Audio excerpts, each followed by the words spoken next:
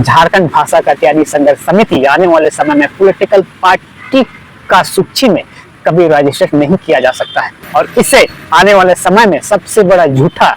जीबीकेएसएस का अध्यक्ष जयराम महतो साबित होगा कि झारखंड में अगर किसी से बचना है तो जयराम महतो से आपको बचना पड़ेगा और आदिवासियों के लिए सबसे बड़ा खतरा रहेगा जयराम। दोस्तों, जेबीकेएसएस झारखंड भाषा कात्यायनी संघर्ष समिति पार्टी राजनीतिक मान्यता प्राप्त नहीं कर सकी है। इसका ये 3 सीरीज है क्योंकि first part, second part, third part में मैं इसी के आधार पर मैं चर्चा कर रहा हूं और आपको इसी से जानकारी ही मिलेगी क्योंकि जेबीकेएसएस राजनीतिक पार्टी के आधार पर मान्यता प्राप्त नहीं कर सकती है। क्यों नहीं कर सकती है यही जानकारी मिलेगी और जो उनके चाहने वाले लोगों को लग रहा था कि सीएम चीफ मिनिस्टर बनेंगे, ऐसा 2024 में कभी नहीं बन पाएंगे, ऐसा नहीं हो सकता। अभी तक उनको यही लग रहा है या फिर उनकी जो भीड़ में जाने के बाद या फिर उनकी जो आवाज सुनकर के उन सब लोगों को यही लग रहा है कि झारखंड में एक नया राजनीति पार्टी का उद्गम हुआ है, उत्पन्न हुआ है, सृजन हुआ है, उनको यही लग रहा है। लेकिन मैं ऐसा कभी नहीं मानता या फिर अन्य जो पॉलिटिकल पार्टी राजनीति में जो पहले से कदम रख चुके पार्टी उनको ऐसा कभी नहीं लग रहा है, कभी नहीं लग रहा है। और इसीलिए इन सारी चीजों को देख करके ही हमारे झारखंड की जो पॉलिटिकल पार्टी इस पर टिक्का टिप्पणी करने से बचने लगे। जब से शुरुआत हुआ झारखंड की बोकारो धनबाद से जब भाषा को लेकर के जब आंदोलन शुरू होती है, इससे बीच में जब कात्यायनी आंदोलन जब कुछ समय के लिए जब आंदोलन की धरातल पर जब पकड़ होने लगती है, उसके बाद फिर से 1932 जैसे तमाम मुद्दे को लेकर और उसी के बीच में कुर्मी आदिवासी बनने की जो आंदोलन जब शुरू करती है तो इसी बीच में टाइगर जयराम महतो का एंट्री हो जाता है। उसकी जो परफॉर्मेंस एकदम हाई लेवल से उसकी सर्च इंजन में हाई वैल्यू प्राप्त कर लेती है और इससे कई लोगों को यही लग रहा है या फिर कई सारे लोगों को यही लग रहा है कि अब जयराम महतो राजनीति में एंट्री कर चुका है, अब झारखंड का दिशा दशा आने वाले समय में बदल जाएगा। ऐसा कई सारे लोगों को लग रहा था और कई सारे लोग इसी बात को लेकर के उसकी पार्टी में उसकी जो आंदोलन में उसकी बातों को सुनने के लिए लालायित हो रहे थे कि आने वाले समय में अब यही झारखंड का मोर्चा संभालेगा और इसी पर भरोसा हुआ है पूरा झारखंड, ऐसा कई सारे लोग मानते हैं। 3 ऐसे कारण से उसकी आंदोलन में लोग आकर्षित हुआ है। सबसे पहले भाषा, उसके बाद 1932, उसके बाद कुर्मी जैसे 3 आंदोलन, मुख्य आंदोलन से जयराम महतो की जो पॉलिटिकल पार्टी में एक चमक देखने को मिला है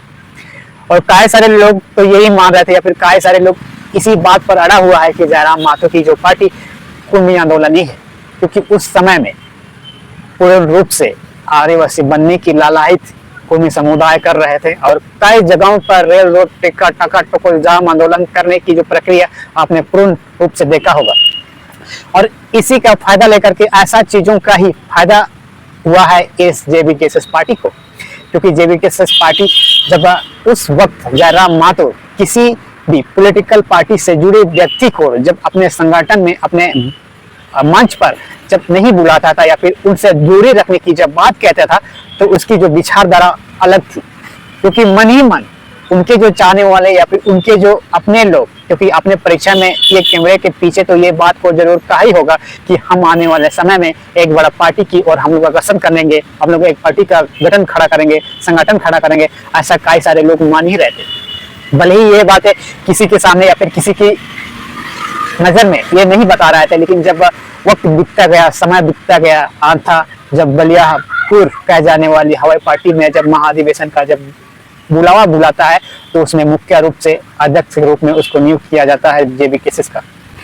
अब इसी के बीच में, इसी के बाद में जब झारखंड की राजनीति में एक बड़ा फिर से वर्षाव, एक बड़ा भूकंप आ जाता है और कई लोगों को जो उसकी ओर से आकर्षित हुई है, जो जयराम महतो के प्रति लोग आकर्षित हुए हैं, उन लोगों के मन में एक बड़ा झटका लगता है कि अब हम इन्हीं को वोट करेंगे, जब भी चुनाव लड़ेगा सीएम का तो हम इन्हीं को वोट देंगे, ऐसा कई सारे लोगों का मानना था।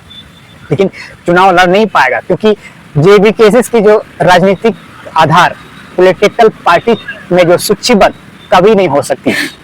क्यों नहीं हो सकती? कभी नहीं हो सकती क्योंकि इन्होंने राजनीतिक आधार जो बनाने की जो प्रक्रिया को इन्होंने उल्लंघन किया हुआ है। यदि आप सब एक चीज से आप नोटिस जरूर करिएगा, यदि आप पंचायत लेवल में जब मुखिया का चुनाव अगर आप लड़ते हैं या फिर जिला परिषद का जब आप चुनाव लड़ते हैं, क्या आपने चुनाव लड़ने के लिए जो लोगो, जो पहचान चिन्ह, क्या आपने कभी चुनने की प्रक्रिया को आपने सुना है? अगर आप चुनते हैं तो आप कौन सा, किस आधार के, किस टाइप की पहचान चिन्ह का आप चुनाव करते हैं? लेकिन जयराम महतो की जो पहचान चिन्ह आने वाले समय में उसकी पॉलिटिकल पार्टी पर बहुत बड़ा कमियां प्राप्त करके उसकी पार्टी को संविधान के खिलाफ बता करके जो इलेक्शन, इंडियन इलेक्शन विभाग, दिल्ली वाले लोग, जो दिल्ली में बैठे लोग खारिज करेंगे और झारखंड में चुनाव लड़ने की प्रक्रिया से, चुनाव लड़ने से इनको वंचित किया जाएगा। तब जेबी केसेस के चाहने वाले जो झारखंड भाषा संघर्ष समिति के सदस्य खुद को हम सदस्य में ज्वाइन करेंगे, ऐसा कहने वाले लोग, ऐसा समझने वाले लोग, बहुत बड़ा झटका, उसका दिल का दौरा पड़ सकता है। क्योंकि जिस प्रक्रिया से इनको गुजारना है ये सारी चीज फुलफिल नहीं कर पाएंगे, क्योंकि ये एक विशेष समुदाय की पार्टी की, ये संगठन से तैयार किया हुआ चीज है। खास बात यह है कि इन्होंने आदिवासी बनने की लालायित हो रही थी और इसी बात को लेकर के, इसी आंदोलन का फायदा उठा करके जेबी केएसएस खड़ा हुआ है। और आप सबने देखा होगा किसी भी पॉलिटिकल पार्टी को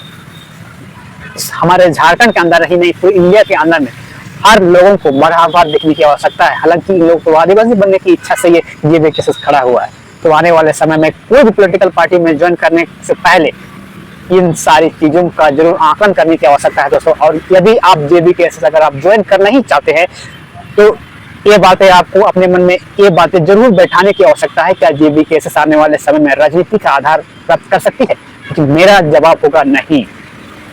झारखंड भाषा का त्यागी संघर्ष समिति आने वाले समय में पॉलिटिकल पार्टी का सूची में कभी रजिस्टर नहीं किया जा सकता है। तो फिर एमएलए, एमपी कहां से लड़ पाएगा जयराम महतो? नहीं लड़ पाएगा। और जितनी भी जो ये बातें सुनकर के जो लोगों को जो प्रभावित होकर के जयराम महतो की बातों से जो प्रभावित हो चुके हैं, उनको यही लग रहा है कि आने वाले समय में सीएम का चुनाव लड़ेंगे। नहीं, सबसे पहले रजिस्ट्रेशन, अभी प्रोसेस पूरा हुआ ही नहीं है। और जो भी पूरा रजिस्ट्रेशन करने के लिए दिल्ली भी भेजते हैं तो जेबी केएसएस पार्टी को खारिज कर दिया जाएगा। और इससे आने वाले समय में सबसे बड़ा झूठा जेबी केएसएस का अध्यक्ष जयराम महतो साबित होगा। और इसीलिए पिछले हमारे लाइव सेशन फेसबुक के माध्यम से मैंने आपसे यही कहा था कि झारखंड में अगर किसी से बचना है तो जयराम महतो से आपको बचना पड़ेगा। और आदिवासियों के लिए सबसे बड़ा खतरा रहेगा जयराम महतो, मैंने कहा था। और आने वाले समय में भी ये खतरा जरूर मंडराएगी। तो ये छोटी सी जानकारी आपको कैसी लगी? ऐसा ही तमाम छोटी बड़ी जानकारी के साथ हम आपको अपडेट कराएंगे। यदि हमारी कई गई बातों से अगर आप सहमत हैं तो हमारी वीडियो को लाइक, शेयर, सब्सक्राइब करना बिल्कुल मत भूलिएगा। यदि आप फेसबुक पे देख रहे हैं तो फॉलो का बटन आ रहा है, उसमें क्लिक करके ऑल ऑप्शन क्लिक करके छोड़ दीजिए। फिर यूट्यूब पे अगर आप देख रहे हैं तो सब्सक्राइब करना बिल्कुल मत भूलिएगा। खास करके जेबी केएसएस के जो पार्टी में जाने वाले लोगों के ग्रुप में ये वीडियो शेयर कीजिए, क्योंकि आने वाले समय में जेबी केएसएस कभी भी राजनीति पॉलिटिकल पार्टी के आधार पर मान्यता प्राप्त नहीं कर सकती है। आने वाले समय में इसको खारिज किया जा सकता है। पार्टी बनाने से पहले, इनको आधार बनाने से पहले रिव्यू किया जाएगा और रिव्यू में इनका जो गाइडलाइंस उल्लंघन प्राप्त करके खारिज किया जाएगा।